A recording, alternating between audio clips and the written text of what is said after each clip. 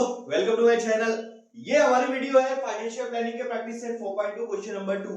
अब आप अगर सोच रहे होंगे यार मैथ्स का वीडियो है, बहुत थोड़ा सा टेंशन वाला होगा। कुछ भी टेंशन वाला नहीं, एकदम सिंपल सा वीडियो बना के बताऊंगा, सिंपल सा एक्सप्लेनेशन दूंगा। सिर्फ ध्यान से देखो और मजे से देखो। क्या क्वेश्चन है, पहले क्वेश्चन को समझ लेते हैं और हम लोग एकदम फन वे में क्वेश्चन को पढ़ेंगे, समझेंगे। टेंशन तो बिल्कुल लेने का नहीं। तो क्या क्वेश्चन है वो अपन पहले देख लेते हैं, ठीक है। क्वेश्चन तेरे सामने है, क्या दिया है। Najma is a proprietor of firm. Najma एक फर्म की प्रोप्राइटर है, रजिस्टर्ड अंडर जीएसटी। मतलब नाजमा एक बिजनेस को रन कर रही है। She has paid GST of rupees 12,500 on purchase and collect 14,750। ठीक है, सिंपल सी बात बोलूं क्या, उसने एक प्रोडक्ट को खरीदा, ठीक है। अब मान लो शॉपकीपर है, शॉपकीपर आपको कोई प्रोडक्ट बेचेगा तो आपके बेचने से पहले वो तो उसको कहीं से तो मंगाएगा ना, कहीं से तो खरीदेगा ना, ठीक है। इसी हिसाब से नाजमा ने भी एक प्रोडक्ट खरीदा, तो खरीदने की प्राइस जो भी उसने पे कर दिया, समझ ले, जो भी उसने दे दिया उसके ऊपर जीएसटी उसने अलग से दिया। तो जीएसटी कितना दिया, 12,500 रुपीज जीएसटी पेड किया। तो नाजमा ने जीएसटी जो पेड किया, पेड, ठीक है, इनपुट टैक्स बोलते हैं इसको, जो उसने पेड किया मतलब सामान खरीदा और जीएसटी दिया। तो जीएसटी दिया 12,500 रुपया। कितना दिया, 12,500 रुपया। हो गया। अब नाजमा क्या कर रही है, ये प्रोडक्ट को कस्टमर को बेच रही है। जब कस्टमर को बेचेगी तो कस्टमर से इस प्रोडक्ट का पैसा तो लेंगी, उसके साथ साथ जीएसटी का भी पैसा लेंगी। और वो जीएसटी कितना ली उसने, यहाँ पे दिया है 14,750 रुपीज। चेक कर लेता हूं एक बार मैं। अरे भाई सेम है, 14,750 रुपीज कस्टमर से उसने जीएसटी ली, ठीक है। लेकिन उसने कितना दी थी, इतना दी थी। आगे पहले जहां से उसने प्रोडक्ट खरीदी थी, ये जीएसटी कलेक्टेड है, जीएसटी कलेक्टेड, उसने इतना कलेक्ट करी। पहला क्वेश्चन क्या पूछा बताओ, आईटीसी क्लेम किसने कितना करी। सिंपल सा बात बता देता हूं मैं, देखो एकदम सिंपल एग्जांपल लेता हूं, ठीक है।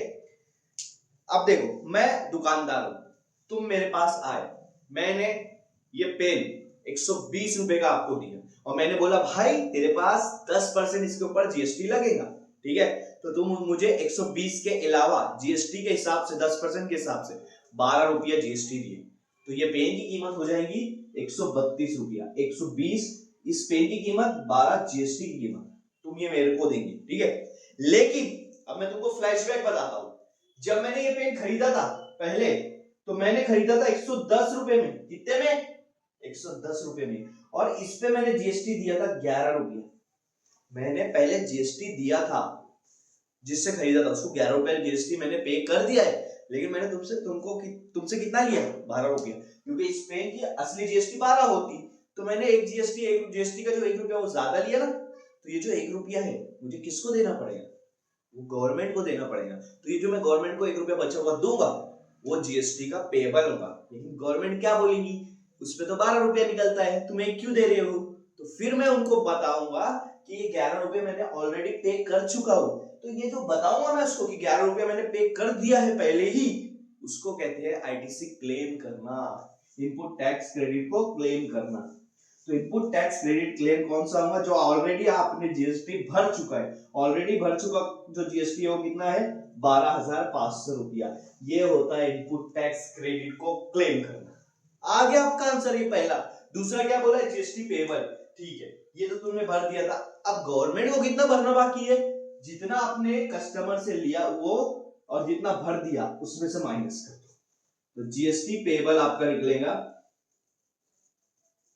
OTC minus ITC, input tax minus, ठीक है, ओटी माइनस आईटी लिख दो, input tax minus, sorry, output tax minus input tax. Output क्या है, टैक्स क्या है, जो कस्टमर से लिया 14,750 और जो आपने ऑलरेडी पे कर चुका है 12,500, माइनस कर दो, कितना बच रहा है आपका यहाँ पे 2,250 रुपीज।